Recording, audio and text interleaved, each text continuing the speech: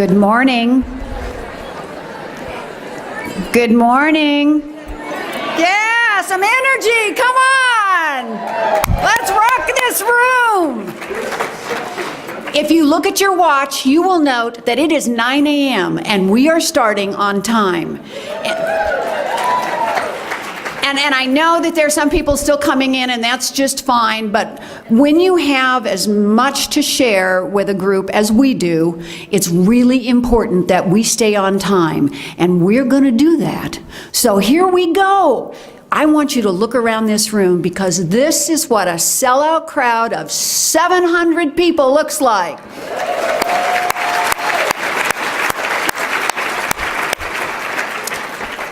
I want to introduce myself. I'm Tracy Andrus. I have the privilege of serving as the president of the Andrus Center for Public Policy. We are a part of the School of Public Service here at Boise State University. But to do our greeting, I want to bring up someone who really needs no introduction, but you know what? We introduce everybody else, and so I can't just say, here's Dad. So let me tell you something about a man who has served 4 terms as governor of the state of Idaho. He's a former Secretary of the Interior, and he is our patron for the Andrus Center for Public Policy. And we were established in 1992 to further his legacy issues. First, the wise use of our environmental resources. And of course, you can't forget that one of his stellar things was to stop the planned molybdenum mining of our pristine White Clouds.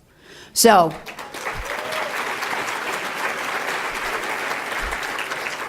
second is the proper funding of education for our children. And when Idaho was one of the last 2 states that was not providing state support for kindergartens, he twisted a few arms, as he was known to do, and made that happen.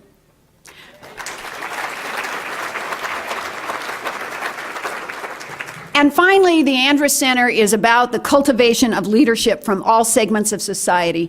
And an example of that is what you have before you, bringing together 700 people, women and men. Men, thank you for joining us for this conversation. And over the next 2 days, we're going to talk about gender equity issues that impact us all, and it doesn't make any difference whether you're female or male. We all have a stake in this conversation, and we're about to get it started. Let's bring up Governor Andrus.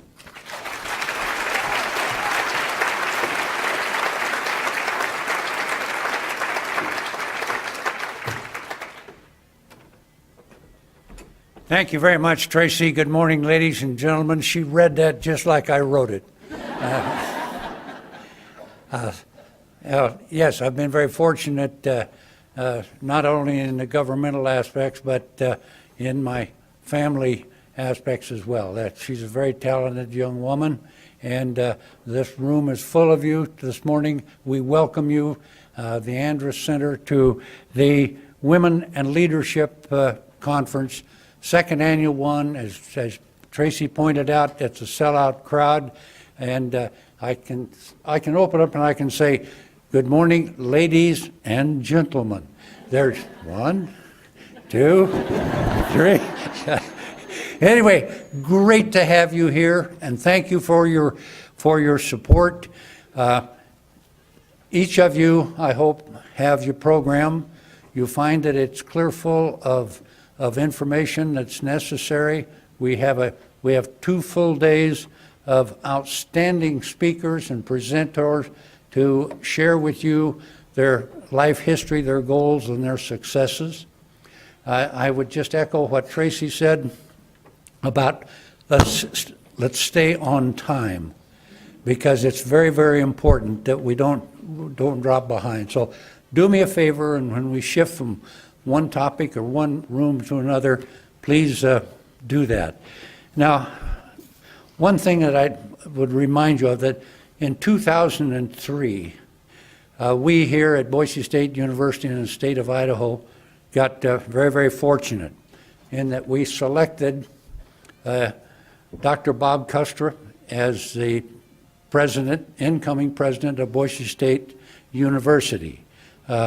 It's a man of vision, has proven this. If you look at the enrollment, we have, under his leadership, we've become the largest university in the state of Idaho. We are recognized as a research university, not only here but throughout the United States. And just this year, we were designated as a doctoral research university in the Carnegie classification of higher education.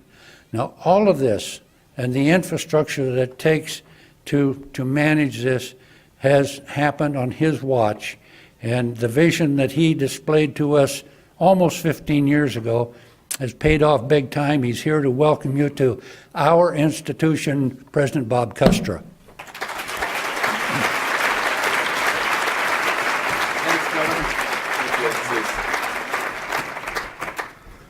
Well, good morning, and thank you very much, Governor. That was very kind of you, but I want to talk about this conference right now, and I'm also going to slip something in about this guy who I met in 2003 and who has been such an incredible inspiration to me and so many with whom I work here at Boise State. First of all, I might point out that it's not every day we fill the Jordan Ballroom. So congratulations to the Andrus Center and to this conference for pulling this off. This is great to see you so far back in the room. I know you're going to have a great couple of days here at Boise State. I'm also aware of the fact that you come from all over, that you're here from various parts of the land, and we so much appreciate it. I know we have presenters from all over the country. We have folks from all over Idaho. And you know, it's a small number of people who are in my line of work. And so when somebody travels all the way across the country from another university or college, I'd be remiss if I didn't thank them publicly for doing so. And one of your presenters today is Laurie Leshin, who is the president of Worcester Polytechnic Institute, and she's sitting right here. Laurie, thanks for coming all the way from Worcester, Mass.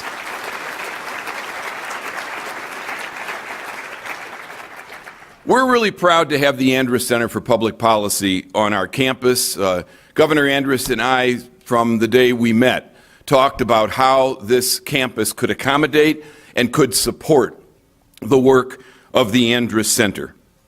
Tracy has already run through the governor's major concerns and issues and priorities over his incredible, long, and dedicated career to the people of this country and the people of this state. Whether it's environmental resources and public lands, adequate funding for education, or the cultivation of leaders for our society today, which is really what brings us all together this morning and for these next couple of days. Cecil Andrus has been there for you and for so many across this state and across this nation. 4 terms as governor, Secretary of the Interior under President Carter. It's just a remarkable career. But what stands out in these difficult days more than anything else in Cecil's resume is something that you really don't put on a resume. You don't find it on many resumes. First of all, there aren't many people in public life today who deserve to have it on their resume. But this man has been the expert at the art of compromise over his long career. During his years, he spent so much time bringing people together, not tearing people apart. And more than anything else, we need his legacy. We need him here with us. We need to remember what he stood for. We need to remember that when we vote in November. We need to remember that throughout our careers as citizens of this great nation. Cecil Andrus, thank you for never letting us forget the importance of that important principle.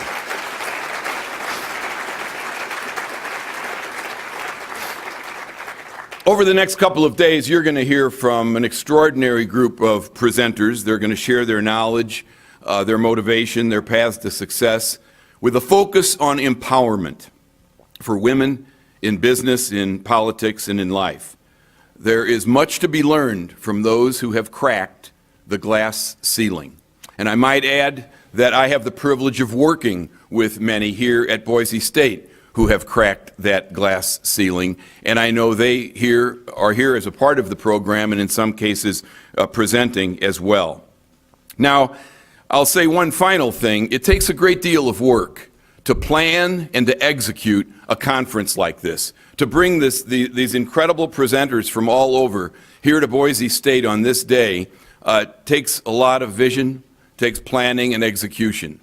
And Tracy just came up here so briefly to introduce Dad, but I want to spend a minute or so recognizing the work that Tracy Andrus has done with our Dean of the School of Public Service, Corey Cook, as the Andrus Center and the School of Public Service have worked so closely together. But really, Tracy Andrus is the person, the motivating person behind this conference and the person that made this happen and the person who, on a day-to-day basis, makes the Andrus Center happen. Thank you very much, Tracy, for the work you do for us here. With that, I'm just going to wish you well. I hope you have a great time here at Boise State. We're delighted to have you get out and about and see the campus and what we have to offer in every way and enjoy our students along the way. Thank you very much. Have a great conference, and go Broncos.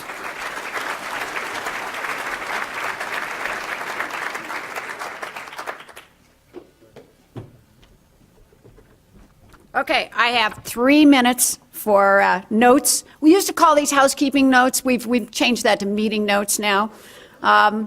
Couple of things. Yes, exactly. Couple of things. I'm not going to go through all our sponsors. They're in your program, but I want you to take a look, because the people who are helping to underwrite this conference are people who believe in women and leadership.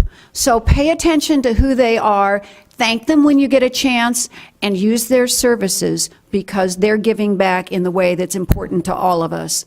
The other thing, Dr. Kustra talked about putting on this conference. I have to tell you, we are a small staff, and this would not happen without the help of literally over 100 volunteers, and I don't know how many hours. I mean, I've lost track, but I guarantee you it's over 1,000 hours to put this together of volunteers. So let's have a round of applause for our volunteers.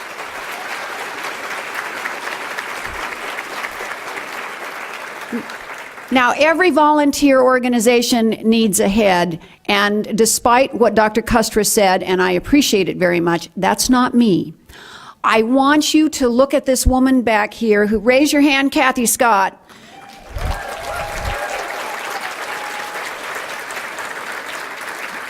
Kathy Scott is the heart and soul of everything we do, and she was in on the ground floor leading the charge for putting together this wonderful conference. She also has 2 very able right hands. I want Beverly Scott, raise your hand.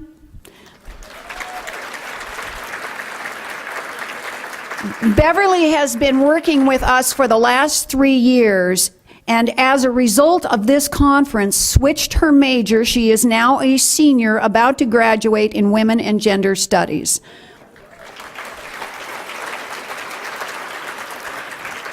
And, you know, in every volunteer organization, sometimes you just reach out and grab somebody and say, we really need you to be a volunteer. So we reached into the School of Public Service and took a hold of Terry Wilkins, who's their special events planner, to help us out. Terry, raise your hand.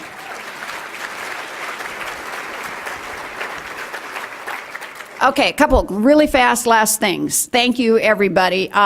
If you want to follow us on Twitter, #WomenLead2016. Take your pictures, post them. We love that. We'll have a Twitter feed going out there. It's really important.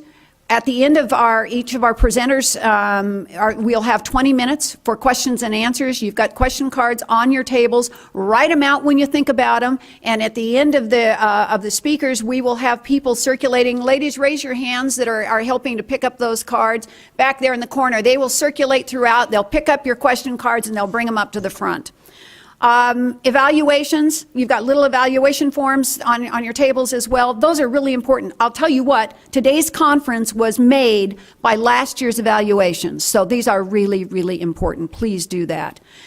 We have an information desk out there where you're registered. If you've got any questions, go out there, ask the volunteers out there. They know a whole lot more about what's going on than I do. And including, we've had some questions about lactation rooms. We do have the gender equity room, which is the lactation center for Boise State, is in that northwest corner. But because we have so many women here today, if it gets full, we even have room in the Boyington room. We're going to make room, which is in our volunteer room. So go out and check at the information desk if that's a need of yours, and we'll get you taken care of. Finally, one of the issues that we learned when you bring this many women into Jordan Ballroom, and you have a quick break, the bathrooms get a little overloaded. So we have had instances of women taking over the men's bathroom, and you know, if there are no men around, that's okay, but in deference to the men who have joined us and the men who are in here, if we don't want to take it over by putting a sign and changing it, this is now a women's bathroom, but post somebody outside, send your people in, and then clear the way for any men that need it, all right? We'll all work together, we'll all get it done.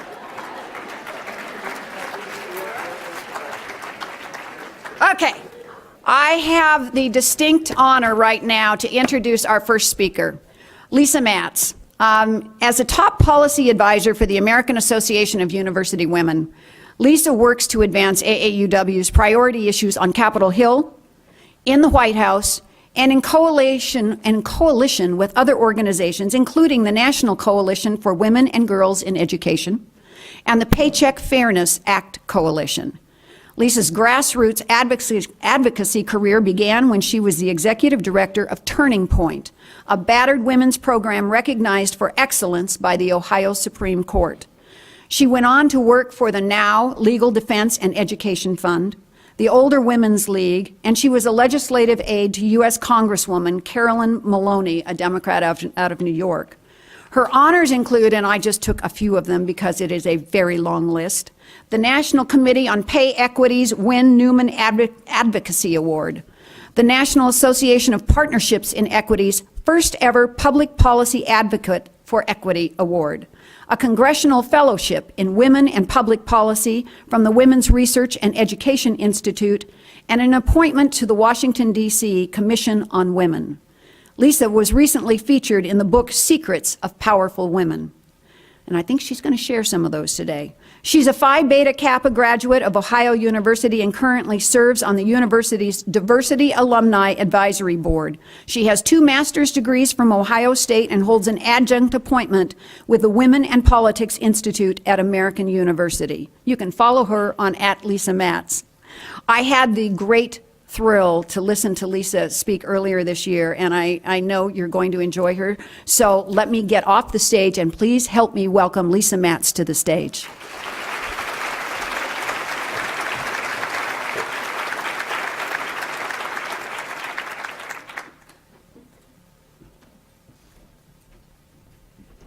Thank you, Tracy. Good morning, Idaho. Good morning. What a great crowd. I am so excited to be here for the next 2 days and this amazing sold-out conference. I want to congratulate the Andrews Center for putting this event together, and I'm so flattered and honored to be asked to be part of the event. I also want to pay appropriate homage to Governor Andrews, who I have come to enormously respect. His work, his dedication, and I think in many respects is an inspiration to many of us as we do this work. So thank you very much, Governor. Well, let's talk about women in leadership. Let's talk about gender and politics. Is that an issue that's high on everybody's mind these days?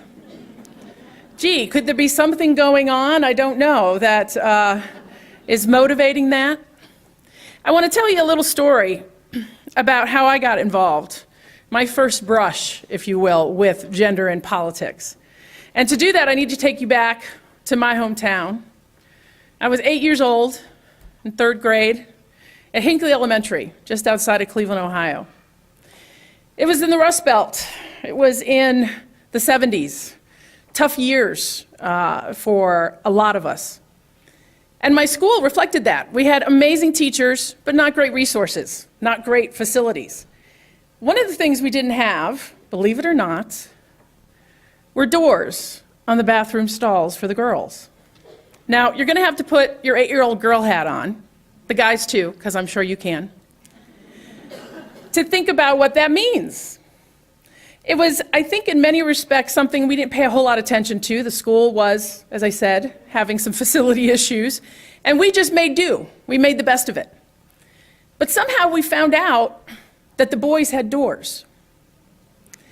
And I remember thinking, well, from a practicality sake, that doesn't make a whole lot of sense. But also thinking, boy, that doesn't seem fair. I'm not sure I equated it to gender right away, but it was definitely an instance where I thought, I need to bring this to somebody's attention. Now, I have to tell you, I was that little kid who got the mail for the principal's secretary lived next door, my mother was president of the PTA, I was that kid. Right? So let's just be clear about that from the get-go. So I decided I was going to go and talk to the principal. The principal's name is Mr. Ginky. Is that not the best elementary school principal name ever, Mr. Ginky? And Mr. Ginky was my pal. He was my friend. And I was sure that if I went to Mr. Ginky with any problem, no matter how big, no matter how small, he was going to take care of that for me, because that's what Mr. Ginky did. So I went to see him, and I said, you know, Mr. Ginky, it's really strange, because I found out at lunchtime the boys have doors on their restrooms, and the girls don't. I said, we can get doors, right? That isn't a big deal. You can make that happen. And he literally patted me on the head and said, you know, Lisa, I'm glad you told me, because I always want to hear from you. But we have a lot of issues that we need to address in school. And that just might not be one that we can get to. And I remember leaving that interaction and thinking, boy, did that not go the way I wanted it to, the way I expected it to, the way I thought it should have gone. And this was on a Friday, and so I decided to think about it over the weekend. In fact, it wasn't a decision, it just kept nagging me. What should I do? I didn't like how that felt. Is there anything I can do? And I thought about it, and come Monday, I came back to school, and I started a petition. Yes, I did. 8 years old, a petition. And it was a petition to get doors on the girls' restrooms. Now, as you can imagine, it was initially pretty hard to get people to sign that petition, because they knew I had every intention, obviously, of giving it to the principal. They were afraid that we were going to get in trouble. They were afraid, like many of us are, concerned about the repercussions when you speak truth to power. Right? How is this going to work out? What's going to happen? Am I up for this? But I talked to my best friends, and eventually, learning my lobbying skills early, was able to get 7 or 8 of my best friends on that petition.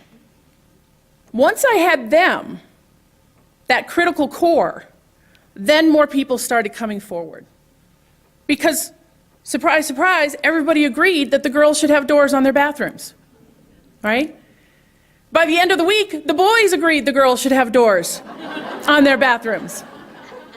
We had all of the 2nd and 3rd graders pretty much on this petition. So this is now a week after my infamous conversation with Mr. Ginky, and it's time, the roosters have come home. It's time for me to give this petition to Mr. Ginky. I was a little nervous about that. And I can remember it as clear as day. You know, you think about those times in your life when something's happened, and you remember what you were wearing, you remember the scents in the air, you remember the weather. This is one of those days for me. And I took this petition, and oh, I wish you could have seen this petition. This was an 8-year-old girl's dream of a petition. It was pulled out of a wire notebook and raggedy on the edges, but we'd curled them up to make it look fancy. We had decorated it with stickers. I do believe Hello Kitty was involved. But this was a great petition. And I took that petition and I put it on Mr. Ginky's desk. And I said just a few words. I said, Mr. Ginky, I'm not the only one who wants doors. And he looked at me with that expression that many of us have seen, probably many of us, those of you who are parents, have used, which is both pride and frustration. And he said, Lisa, again, this was quite an undertaking. I will let you know next week. And I felt good about the interaction. Now, 2 weeks later, we had doors.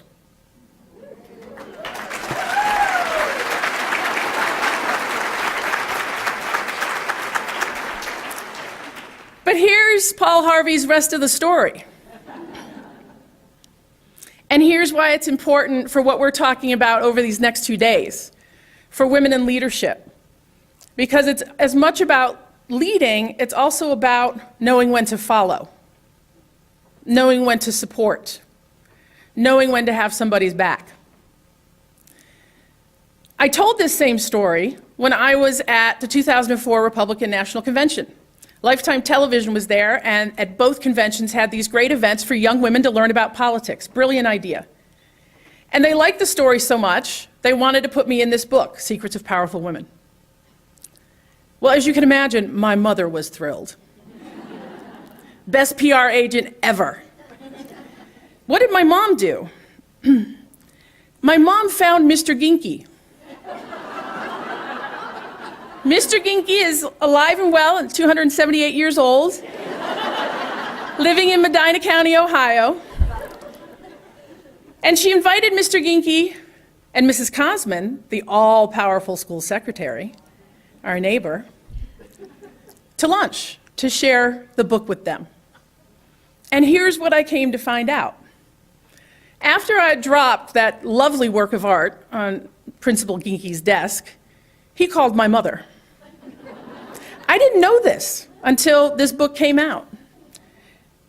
And that to me is fascinating because for her, it was just what you do. And that's one of the things I want to impress from you from my talk today about how women support each other. It is just what we do. So he calls my mom and he's like, Diane, what have you put her up to this time? Because let's be clear, she was the president of the PTA. She was the president of the Hinckley Women's Club. My dad was the president of the Chamber of Commerce. He was elected and chair of the township trustees. Where do you think I learned about petitions? Right? What have you put her up to this time? And she said, Roy, I don't know what you're talking about, because I had not told her. I was not sure she'd approve. I was going to make trouble at school. And he said to her, what am I going to do? What am I supposed to do with this petition? And what did my mother say? She could have said any number of things. She could have said, I'll talk to her, we'll figure this out. Don't worry about it, Roy. Maybe the PTA will come forward and we'll maybe raise some money for doors. I mean, there are all kinds of things she could have said. Here's what she did say. She said, well, Roy, I guess you're going to get some doors.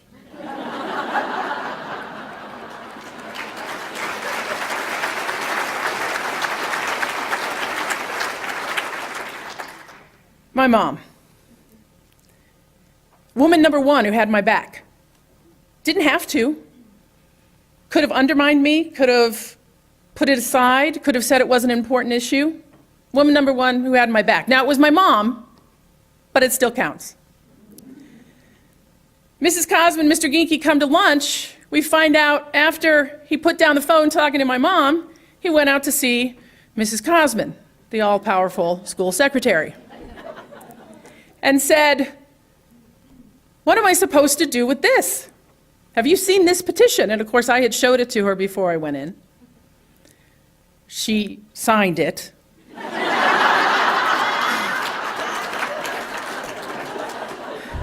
He had not, Principal Ginky had not yet noticed that.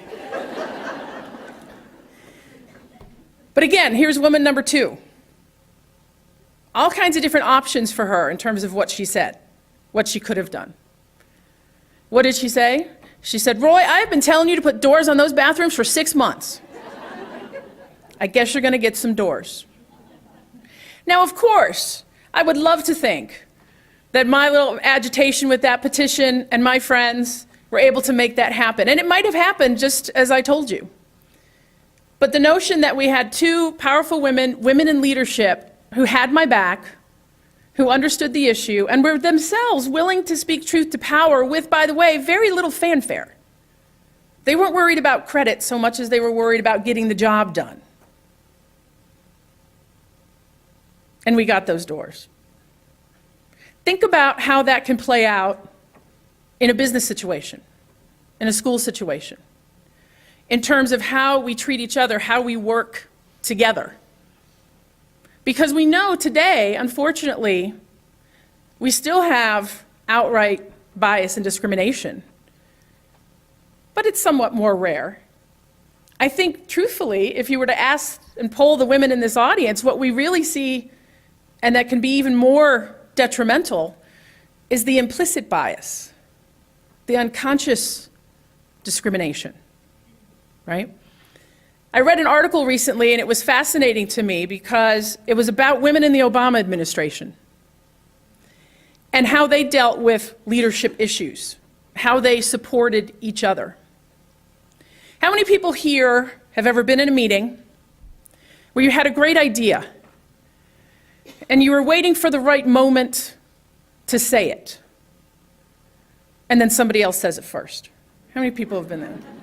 Yeah, and you're thinking to yourself, ugh, that was my idea. Let me ask you another question. How many women here have been in a meeting, you have a great idea, you talk about it, you get a fairly muted reaction. 10 minutes later, the guy 3 seats down from you says the same thing, and it is hailed as E equals MC squared. That's right. So this was something that women in the Obama administration faced. This was something that they actually banded together to decide they were going to take on. And Mr. Obama appointed a pretty diverse cabinet and administration, but not that much better than previous presidents. So women were still absolutely the minority, women of color in particular, minority. And here's what they decided to do.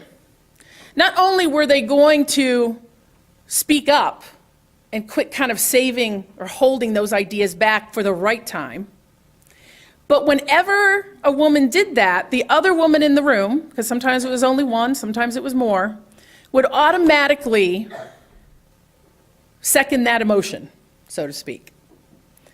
Part of the reason for that is to give it some credibility to continue the discussion. But the other reason for it was to make sure everybody in the room knew whose idea that was. Isn't that brilliant?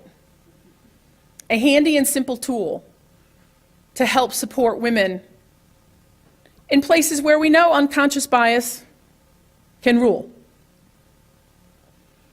How many women in here, I'm just going to run through a couple of examples. I don't need to see hands necessarily, but I'm sure I'll see some shaking or nodding heads, have been asked to take notes, have been asked to take care of the office birthday parties, to get the coffee. That's an age-old one we know. Have been told, well, we didn't ask because we didn't think you could get a sitter. We didn't ask because we weren't sure you wanted that much responsibility. Maybe you didn't want, we didn't think you could travel and be that far away from your family. Now, any one of these things we might be willing to do. There's nothing wrong with taking notes or getting the coffee when it's done in a way that is appropriate. But when it's clearly a implicit gender bias, it has consequences in terms of how our ideas are treated down the road, in terms of how our ideas are accepted and lauded down the road. One of the things that AUW has done recently is a study, and you have some information in your book, called Barriers and Bias, Implicit Bias Against Gender and Women in Leadership. Now here's something that I want to tell you about. We actually developed a test. You can't do it on your phone, so don't get out your phone now. You can only do it on a computer, a laptop. But you can literally take a test to see what kind of bias you may or may not have about women in leadership. Here's what's fascinating about that test. Women and men are biased against women in leadership. Even women who claim the title of feminist are biased against women in leadership. Why is that? Some of it has to do with optics, right? I think it was Gloria Steinem who said, if you can't see it, you can't be it. So having those kinds of examples, people who are doing great work, doing a good job, and can be shown as a role model is huge. But the other thing that we found about implicit bias is that it's very much tied to gender roles and what people feel is appropriate for men's behavior and women's behavior. And let's be clear in here, we're putting a straitjacket on men too. This goes both ways. Every time we make an assumption about who's going to be doing the child care, and if that's going to be a woman, we've made an assumption about who's not involved with their children.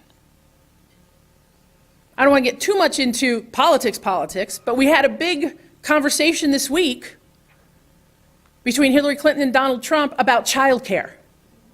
Is that not amazing and wonderful to have the major party nominations of the two big parties talking about child care?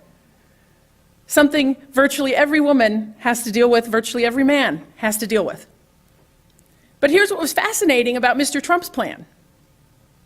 Mr. Trump's plan was only for birth mothers, not fathers, not adoptive mothers, not adoptive fathers. Certainly doesn't take into account other kinds of families. The thing that's interesting about that is that it'd be very tempting to say, that's a good start. If we could get 6 weeks paid leave for moms, that's a really good start. And in some instance, it could be. But when we continue to make the assumption that only moms will be responsible, that also opens the door to this implicit bias, and in some cases to outright discrimination. Ask a woman who's pregnant how easy it is to find a job. Not so much. And yes, we have laws to prevent that, but the reality is a lot of the discrimination that we see is at this unconscious level, this bias. Because we've all been raised in the same stew, right? With the same seasonings and flavorings of the various isms that are out there that impact how we judge and evaluate others. And so even for those of us who work on these issues and carry these issues, we've got that as well, internalized. The question is, what are we going to do about it? Once we understand it, once we know it, what are we going to do about it? The other thing, of course, that I think is important to remember here is that there is no lack, of course, of qualified women. As AUW will tell you, women are the majority on college campuses now. Thank you, Title IX. Right? We're not the majority in the professional schools yet. We're certainly not the majority in STEM fields, but we are the majority of women, students in college. But as I said, so much of this bias comes from our traditional roles in the home. Let me look at it, or have you think about it this way. In the 1960s, the top 3 jobs for women: teacher, what do you think the other one was? Nurse, what's the third? Secretary, that's right. 2016, actually 2015. What are the top 3 jobs for women? Teacher, nurse, secretary. Not a thing wrong with that. We need teachers, nurses, and secretaries. But because they're extensions of what women did in the home, think about what a mom does. She teaches, she nurses, she's a secretary, she's a bookkeeper, she does a variety of things that we took those skills then into the workplace. That work is devalued, largely because of the gender of the person who typically does it. How do we know this? Because of comparable work studies. In Long Island, they did a study of people who worked for the city government and found that they were paying their first-year groundskeepers more than they were paying their first-year teachers. What was the major difference between those two positions? Groundskeeper was a man, teacher was a woman. Teacher even needed to have a degree. And again, groundskeeping, we need it, perfectly respectable. But we're valuing work not just based on what that work is, but who is doing it. That, my friends, is a big part of why we have the gender gap. Idaho, at this point, is at 73 cents on the dollar. 73 cents for women, dollar for white men. When we talk about women of color, that gets even worse. When we talk about moms, that gets even worse. Studies, in fact, have shown that when women have children, their wages go down. When men have children, their wages go up.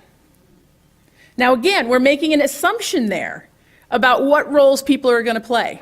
And those may, in fact, be the choices those individuals may have made for themselves. But certainly, based on how we're compensating, we're not really leaving it open for free choice. By the way, Idaho ranks 45th out of the 50 states in terms of your wage gap. Now, we've got brand new numbers coming out this week. We'll have brand new state-based numbers on Thursday that I'll be able to share with you. AUW will have them on their website. The other numbers came out yesterday. Remember we were at 79 cents on the dollar nationally? Look out, ladies, it's now 80 cents. Don't spend it all in one place, right? Now, as I said, we have plenty of women that can take leadership positions.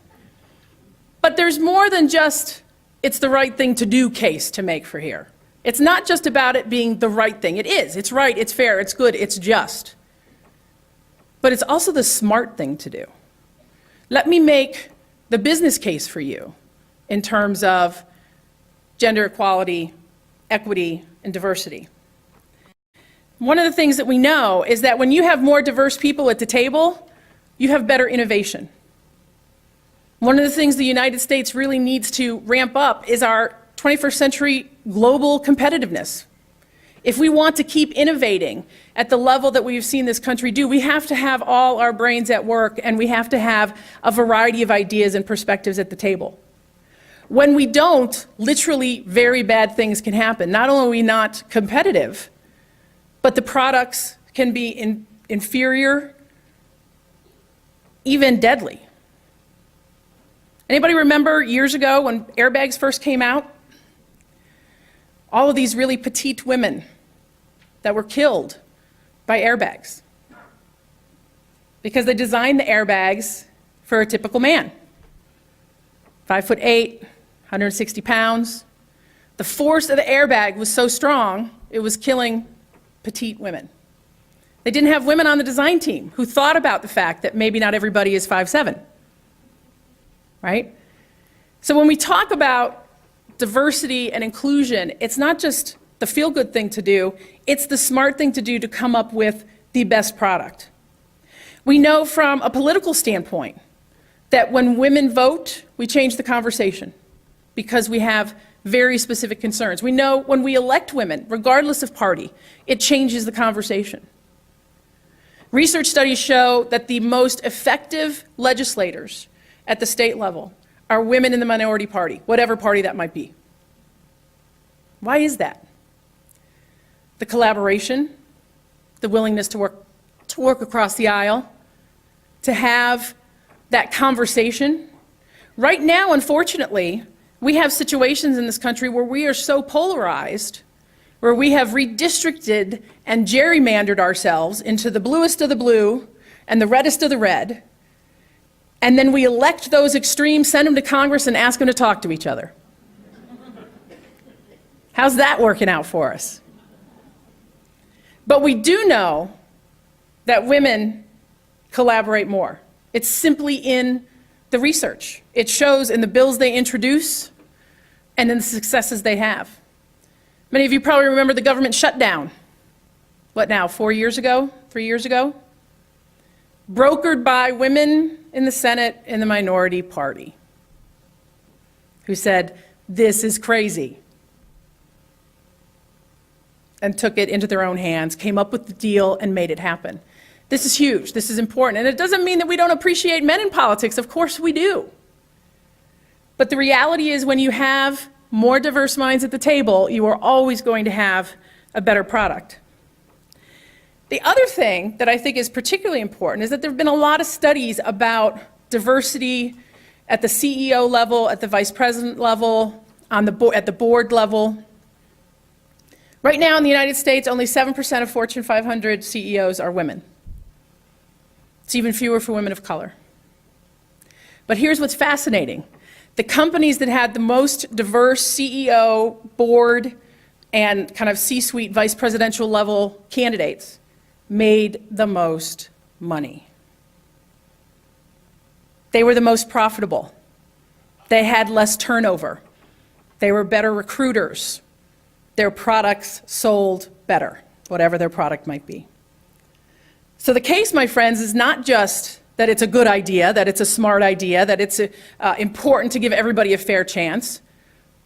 That is important. But it's also because it is good for business. Companies that offer paid leave, companies that have childcare subsidies, companies that recognize work-life balance issues for both women and men are more profitable. Less turnover, higher retention, happier employees, happy campers make happy products, right? That is what we're talking about here. The last thing that I wanted to do is just share with you a few observations in terms of kind of these life lessons. We talked about women having each other's back. We've talked about when you're at the table, sharing those ideas. And there are a couple of key things that I always try to share with folks. And I've learned them throughout the years. I've been in Washington, D.C. more than 20 years and talk about a soupy, swampy place for a woman to be. And as a lobbyist, and yes, I am a lobbyist, but I use my powers for good, I swear. As a lobbyist, as you can imagine, I find myself in all kinds of interesting situations, some of them fairly sticky. And what has been able to kind of get me through? What have been my guiding principles? I think this works regardless of whether you're a lobbyist or not. And by the way, I hate to tell you all this, but you all are lobbyists. You all use your powers of persuasion, whether it's to get your kid to agree to go to bed, whether it's to get your husband to go to the movie you want to see. You all lobby. Yeah. But anyway, what are these two big words or two big pieces of advice that I would give you? The first one is never burn a bridge.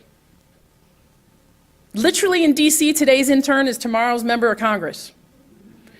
But in the corporate world, in the nonprofit world, not burning a bridge. It's about relationships. And that's where women excel. Don't burn that bridge. Figure out a way to keep communication going. You never know when you are going to run into somebody again. That is a huge one to think about.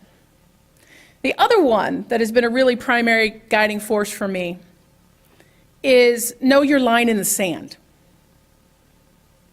It's one of the reasons why I admire Governor Andrus so much, because he knew his line in the sand and he didn't cross it. Even when it cost him personally, he didn't cross it. What is your line in the sand? What is your baseline bedrock principle? What you will and will not do. For me, in lobbying terms, what I will and will not do to pass a law. What I will and will not do to pass or to get into a meeting. What is your bedrock principle? I will do X, Y, Z and no more. I will go this far and do at least this much, but no more. When you have that bedrock principle, when you know your line in the sand from which you do not variate,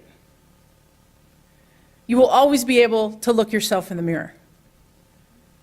You will always be able to be proud of what you do. You will always be able to look at what you're doing and share that with pride, with joy, with your family, with your community. Because work is a big part of our lives. We want that to be something that we enjoy, not just something that we're good at, but something that we enjoy.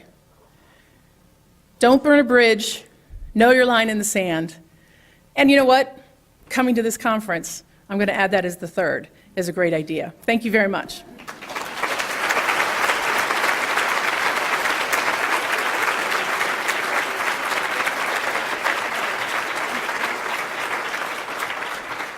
Thanks, Lisa. Now, if you got your question cards, please send them to just pick your hand up, send them to the women who are circulating, and we're going to start right here. See, there's a reason to get here early and get up close. Okay. Lisa, what advice do you have on how to respond to mansplaining? To mansplaining. I'm sorry, I haven't seen that. I like that word. Yeah. To mansplaining in professional settings. Right. So first of all, does everybody understand what mansplaining is? Mansplaining is a variation, obviously, on the word explaining, right? And it's when a man tells a woman essentially her business. So I'll give you a really good example of this. There was a woman astronaut up in the space station. This just blew up on Twitter this past week. There was a woman astronaut up on the space station who was showing how water can spontaneously boil in certain environments. And she was excited about it because, let's just face it, she's on the space station boiling water, and that is so cool, right? And this guy tweeted back and said, really, it's not that exciting. It's just because of X, Y, Z, blah, blah, blah, blah, blah, and essentially the equation for why the water would boil. And then Twitter blew up with all these people saying, yes, that's right. Explain physics to a rocket scientist. Right? So when we talk about mansplaining, it's when a man feels the need to explain our business to us, when we in fact know it perhaps even better than he does. And how do you respond? You know, it is a tough situation because we also, as I said earlier, want to maintain relationships. In a business setting, it's tough if you embarrass someone, but it's not wrong to stand up, to say, that's an interesting point. That was part of the development of my idea. Or, I'm so glad you understand the program as well as I do. Right? So if you can put a compliment into, but at the same time craft it in a way that shows you are still in charge, you're still the one with that message and idea, that can be a really useful way to do it. It's tough because I just wrote a whole article for AEW's Outlook magazine about responding to, kind of unconscious implicit bias. Think about in a family situation. And your daughter is really excited about the chemistry set she got for Christmas, and your mother-in-law says, won't it be great for her to be a nurse? And what would you say? You don't want to insult your mother-in-law. You certainly don't want anyone to think you don't think nurses are great, because my mom's a nurse, and they are. But what can you say to make sure your daughter doesn't think she's constrained, that nurse is the only option for her? To say something like, nursing would be an amazing occupation, and with her ability for science, she might want to be a doctor, she might want to be a physicist. So you take it and you run it in the direction that you want to go. Yeah. Other questions? I've got some right here, but I have a Maya Copa here. The gender bias thing works both ways. Mm-hmm. So when I had our volunteers stand up and I said, ladies, raise your hands. We have a fair number of male volunteers as well that help us out through this. And one of them just brought me up a question, and I looked at him and I thought, oh, I did it. So thank you to our volunteers of both genders. Right.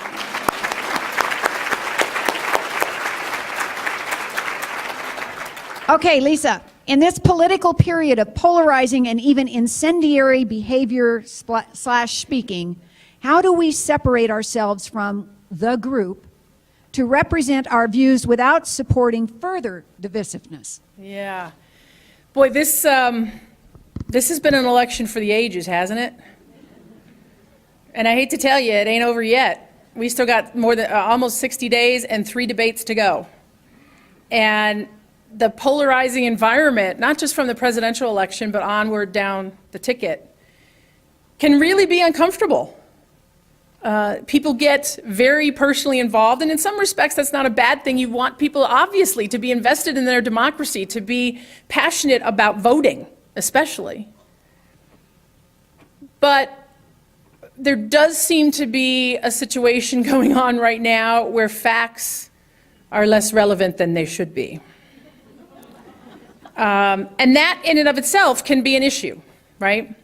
How do you deal with the polarization?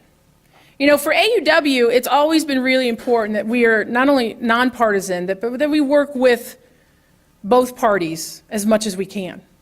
I mean, the reality is when we talk about women's issues, which by the way are really family issues, are economic issues, are education issues, right? It does us no good if one party ignores us and the other one takes us for granted, right? So we need to be able to speak truth to power. Quite frankly, I want them both to fear us a lot.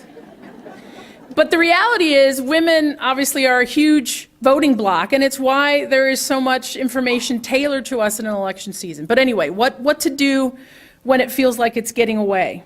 The conversation is getting away from you, maybe getting a little too heated, too polarized. Humor is always good. Humor is always good.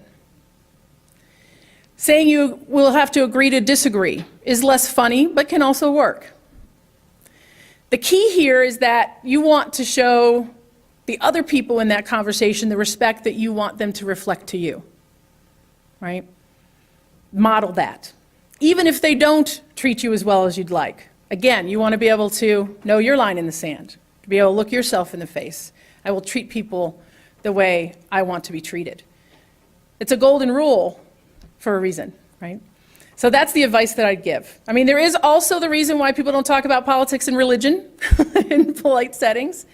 At the same time, with the crazy election that we are experiencing, all of us right now, it's hard not to talk about it, isn't it? It's hard not to have it come up in a variety of settings where it wouldn't have. So stay true to your own moral compass. Try not to necessarily impose your beliefs on somebody else. Conversation and debate is great. Ugly disagreement, not so much. Okay. What is your ideal child care plan for all? And this says moms and dads. Well, I think ideal child care, and it's going to be a combination of child care for the kid itself, but also paid leave for the parents. I think right now we have guaranteed family medical leave, unpaid, in this country for 12 weeks. We've shown through surveys and usage of the law that the vast majority of folks can't use it because it's unpaid.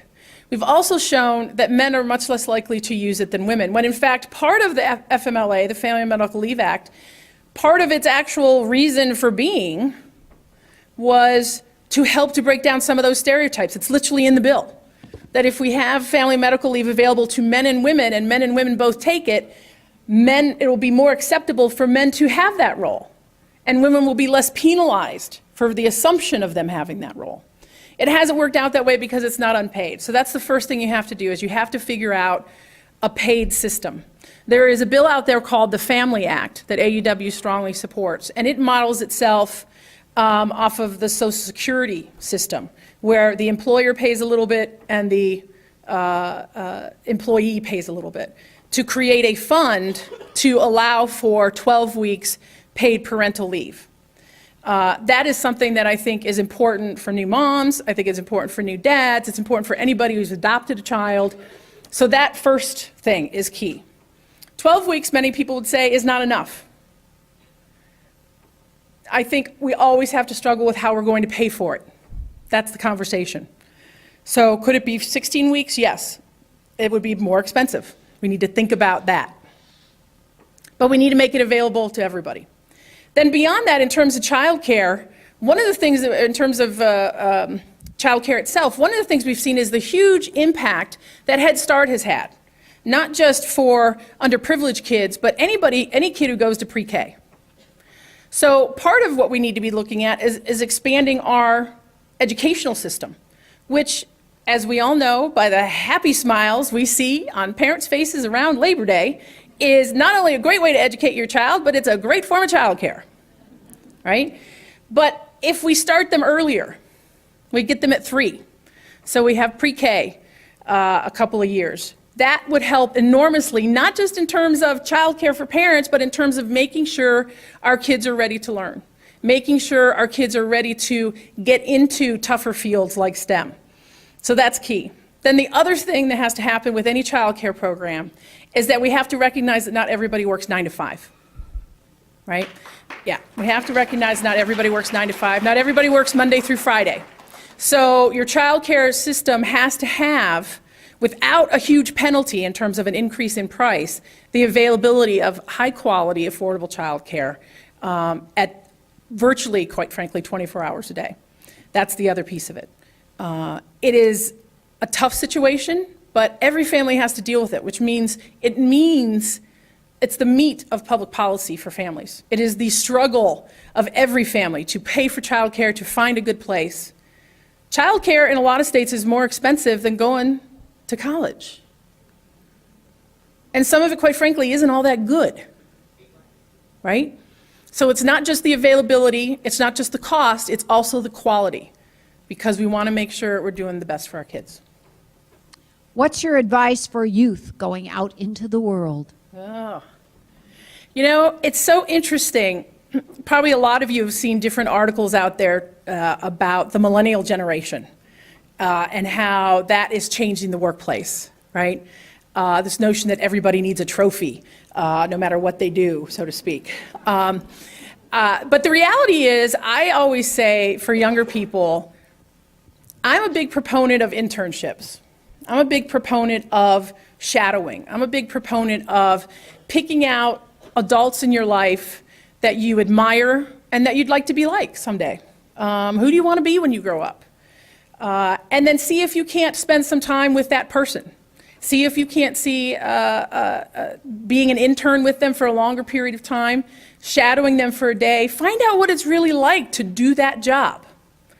Now that obviously begs the question that we have to have adults and older folks willing to do that, but I think most of us are. Most of us are flattered when a younger person expresses that kind of interest and that kind of appreciation. So I would definitely say, don't be afraid to learn from your elders, so to speak, but also that your voice, the youth voice, has a huge role, an important role at the table. In this election, which actually started in 2012, there will be more millennials voting than baby boomers. That's huge. That changes the face of the electorate, does it not? That is a more diverse electorate. That is an electorate with more women voting. That is an electorate that has more an economic diversity as well. So, your voice is critically important, but remember, it is part of a collection of voices, and we all need to respect each other as we have those conversations. Had your bathroom door project stalled, what would have been your next move as an 8-year-old and then looking back today as a over 21-year-old? If, you know what, if Mr. Ginky hadn't, because I think I still would have gotten the signatures, so I'm going to assume I've still gotten the signatures, but I'm going to assume that this means Mr. Ginky still said no. At that point, I probably would have done the age-old go to mom, right? Look what I did. He didn't say, and let's be clear, I knew my mom was president of the PTA. So I wouldn't just be going to mom, I think I would have gone to her as the president of the Parent Teacher Association. So that's number one. And from my perspective back now as I look at it, you know, I loved the fact that Mrs. Cosman signed the petition. And I think now I probably would have tried to get more teachers to sign the petition, more teaching aides, cafeteria workers, make it not just about the kids, although that was important because it was our restroom, but to lend that support. Anytime you want to move a policy proposal through to be successful, it can't just come from one group. You've got to have a variety of people with competing interests and, you know, that enlightened self-knowledge, what's in it for them. I think I would have done that, is bring in more people. Yeah. Are there studies, when you look at the studies out there on explicit and implicit bias, are there studies out there that specifically look at older people, especially women, that would help us in the workplace today? You know, there are studies out there, and there is that stereotype, for some people it's a reality, of older women who aren't especially helpful to other women. We've all at least heard about that, right? It's fascinating, though, because when they look at the bias there, and the way it manifests itself in the workplace. One of the things that we really have to look at is that women of a certain age had to be certain types of individuals to get where they are. The other thing is that oftentimes, and sometimes they were told this explicitly, but otherwise it was implied, there's only one spot, or there's only two spots. This is the girl's job, right? So that it really did pit women against each other in kind of an unhealthy way. The implicit bias studies really show that it is intergenerational. It does tend to be less strong in younger people. As we've seen with the millennial generation and the generation coming up before them, they're much more fluid with their ideas about relationships and work and family. But the research does show that it pretty much affects everybody across the line. But I will say, for the older generation, for baby boomers, part of the issue is what they had to fight in order to get just where they are. We deal with that sometimes, in the progressive community. We have an awful lot of organizations where the founder is still running them. The founder is now 75, 80 years old, not really thinking about their next act. They're happy working. But that transition to the next generation, that handoff, is something, quite frankly, that we need to pay a little bit more attention to. Because it doesn't just happen seamlessly if you don't pay attention to it. And I think that is something that we're going to be struggling with. We're seeing that now, truthfully, with elected officials and who's running for office and who's not, right? We don't have nearly enough women running for office. One of the things AUW does that I'm very proud of is we have a program called Elect Her, which we do on college campuses. And we teach young women how to run for office on that college campus, whether they want to be president of the student body, president of their sorority, whatever it might be. We've been doing it long enough now, we have statistics, because we are AUW and we love our statistics. 90% of the women who go through our training win their elections. But we go one step further, because what we also want them to do is not just be active on their college campus, but we want to make sure that they see politics and public policy as a legitimate career field. To think about running for office sooner rather than later. Because so much of our political machinery is based on seniority. So if you don't start young, you won't necessarily have an opportunity to rise to the level where you can make real change. I'll tell you, it's one of the reasons why I think Hillary Clinton was so excited to be Secretary of State. Not just because that was a plum job, of course it was, but she'd figured out the seniority system in the Senate, and she realized she would have to be 128 before she chaired a committee.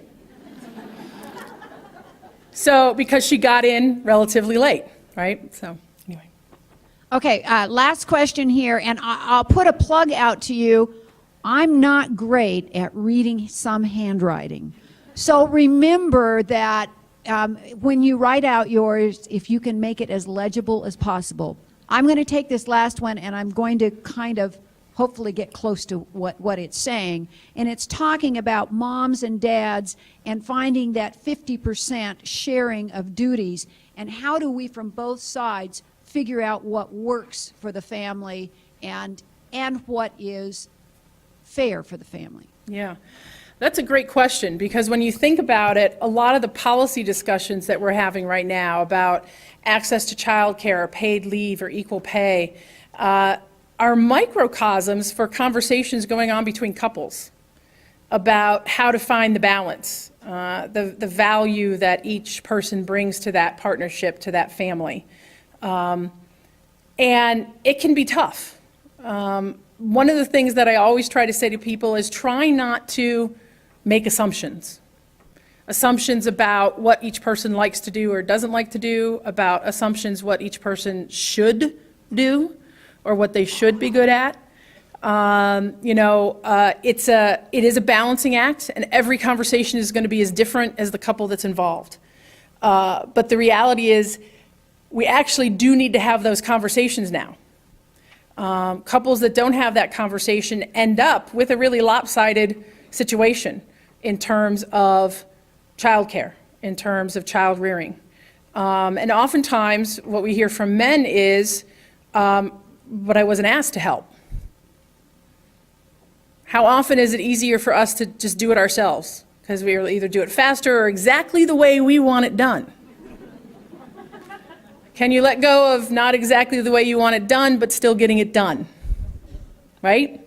So, but the conversation does need to be had, because women's and men's lives are very different than our parents. No matter what generation you are, your life is very different than your parents. And today, with technology, with the way that puts us, for some of us, on 24-hour call for work, with the way that impacts our children and the new concerns about children's use of technology and safety, all of those things have to be discussed. And those conversations, as much as they can, have to try and stray away from bias and stray away from assumptions to really what the heart of the matter is, where each of your skill levels lie, and how you want to raise your family. Thank you, Lisa Maatz. Thank you.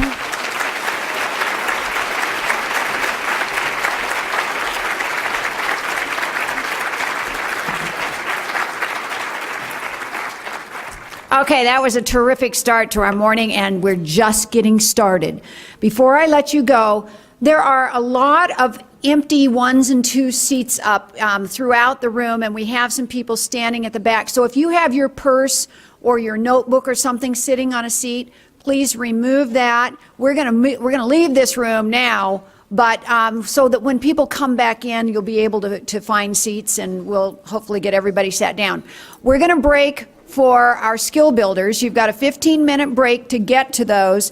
There is this sheet on page 3 in your program, and that lists the skill builders and the rooms that they are in. But there are volunteers out in the hallway that will help you find the one that you want to go to. So take your bathroom break, head for your skill builders. When you get done, we are having a buffet lunch so that you don't have to wait outside the room. You can go, you can get your lunch and find a seat, and we'll see you back here at 12:15. Oh, one last thing. I'm sorry, one last thing.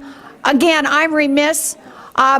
We have been joined by in July, we named a new executive director of the Andrus Center, and Dr. John Freemuth, you're over there. Please wave your hand. Dr. Freemuth joins us. He is a well-respected policy advocate on environment and public lands, and we are thrilled to have him join us. Go have a good time. We'll see you back here at noon.